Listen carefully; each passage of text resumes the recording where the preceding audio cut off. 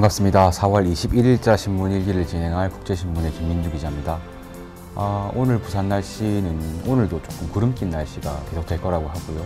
낮 기온이 20도까지 오르겠습니다. 다행히 오늘 부산 지역의 미세먼지 농도는 그렇게 심하지가 않다고 하고요.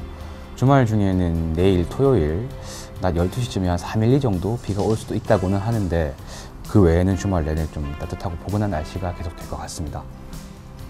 네, 그러면 오늘의 신문 일기를 시작해 보겠습니다. 첫 번째로 전해드릴 소식은요.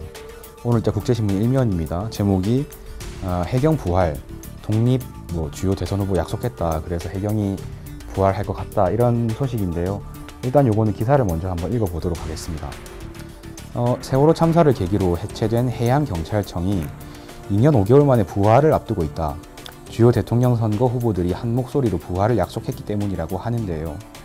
일단 더불어민주당 문재인 후보는 안전한 대한민국을 만들기 위해 해경 독립이 필요하다 이런 입장이라고 하고요.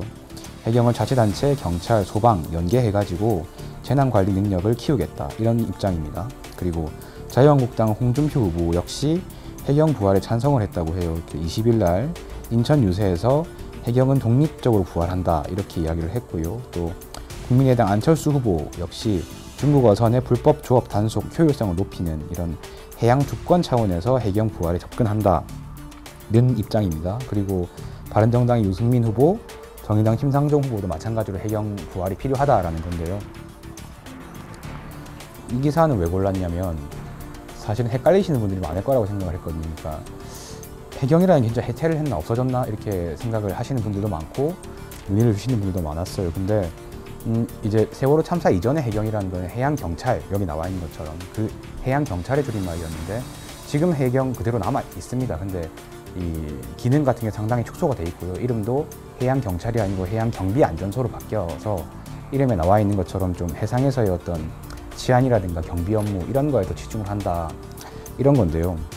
그럼 부활이라는 게 무슨 말이냐면 그러니까 수사 권한 자체가 이제 원래 해경이 가지고 있던 게 좀 다른 기관에 나누어 담아진 지금 그런 형태로 있거든요. 근데 또 해경이 전혀 수사를 안 하고 그런 건 아니에요. 그러니까 좀 약간 구조가 이상하게 남아 있는 상태인데 한번 이거에 대한 좀 정리는 필요하다고 생각이 되는 타이밍은 맞거든요.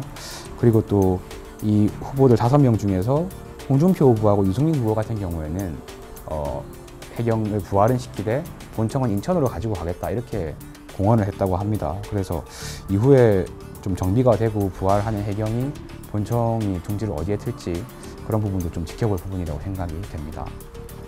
다음 기사로 넘어가 볼게요. 자, 두 번째 기사는요. 오늘자 부산일보입니다. 8면이고요. 두 번째 기사는 조금 우리 실생활하고 닿아 있는 기사로 꼽아봤는데요. 제목이 경비원 택배 대리 수령 논란 끝에 없던 일로 된다 이런 제목이거든요. 자, 어떤 내용인지 기사를 한번 읽어보겠습니다.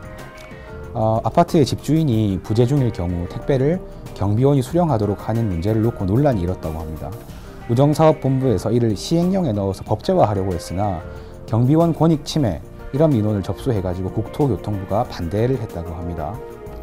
자, 우정사업본부는요. 우편법 시행령을 개정하면서 우체국 택배나 등기 등 우편물을 직접 배달하지 못할 때 이 관리사무소나 경비실에 맡길 수 있도록 하는 내용을 집어넣으려고 했다고 해요. 그런데 대한주택관리사협회 등이 민원을 제기했습니다. 이 우편법으로 의무화를 해버리는 것은 경비원의 권익을 지나치게 침해할 수 있다 이런 주장이었다고 하고요. 사실 현실적으로 지금도 거의 모든 경비실이 택배를 대리 수령해 주는데 이걸 법으로 의무를 지워버리면 택배 분실이나 파손 이런 상황에 대해서도 이 책임을 갖다 경비원이 져야 된다고 합니다.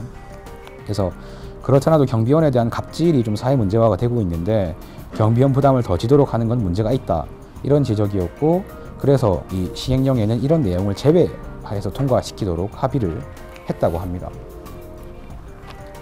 저는 이런 결정에 좀 개인적으로 찬성을 하는데요. 택배라는 게 생각을 해보면 제가 택배를 시킨다고 칩시다. 그러면 제가 오프라인 시장에 나가서 직접 물건을 보고 그 물건을 직접 가지고 왔다 갔다 하는 그런 시간들을 아껴줄 수 있는 거잖아요. 그러니까 택배라는 건 좀 거칠게 말하면 전적으로 저한테만 좋은 일인 겁니다.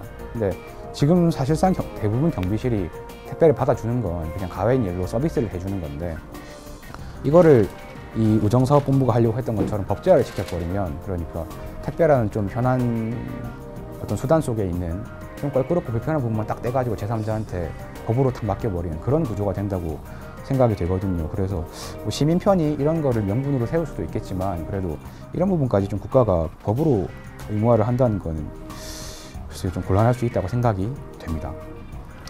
네, 오음자 신문일기는 여기까지 진행을 하겠고요. 지금까지 전 국제신문의 김민주 기자였습니다. 고맙습니다.